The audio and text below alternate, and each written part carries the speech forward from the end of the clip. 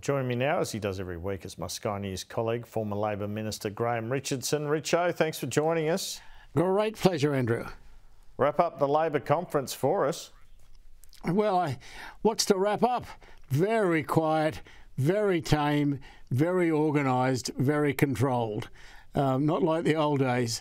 Labor has got so much discipline these days, they're in danger of becoming boring.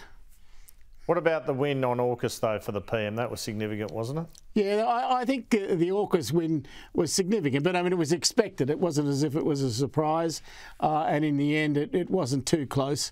I think, this is a party in government, enjoying government, and unwilling to do anything that would jeopardise their hold on government, and I don't think that'll change for a long time.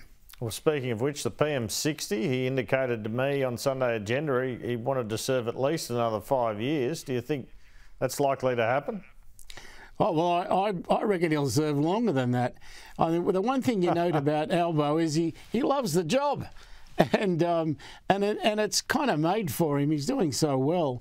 When you're doing that well in the biggest job in the country, there's not much point in getting out early, so I hope he stays a long time. Well, it's interesting, though, isn't it? Because since Hawke, Keating and Howard, they've only tended to be there for 3 years. The polls turn very quickly. You reckon he can go against that trend? I do, but I mean, he's no Rudd, this fella. He's very careful, and I don't think that Australia will want to turn against him anytime soon. I think this is a bloke who can probably live a longer political life than almost any of those who have held that job. Yesterday on Sunday Agenda, he wasn't able to name the petrol price. What happened in the old days when leaders were routinely briefed on this stuff?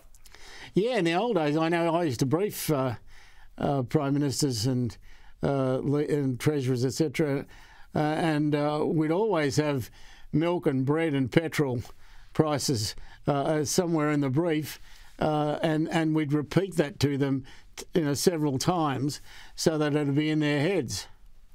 Now, we saw the Liberals in WA launch their Voice campaign yesterday, the No campaign. Well, if you don't know, vote no. Cash was yelling out. There were a lot of older Australians there. What do you make of that, or does it not really matter in the scheme of things?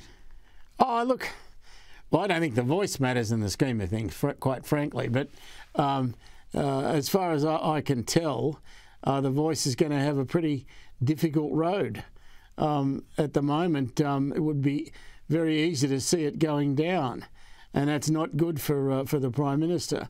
But he doesn't seem to be worried by it because he's not out there campaigning hard on it. I'm quite surprised by that. Yeah, well, that's one to watch, that's for sure. Richo, thanks for your time. Good on you, Andrew.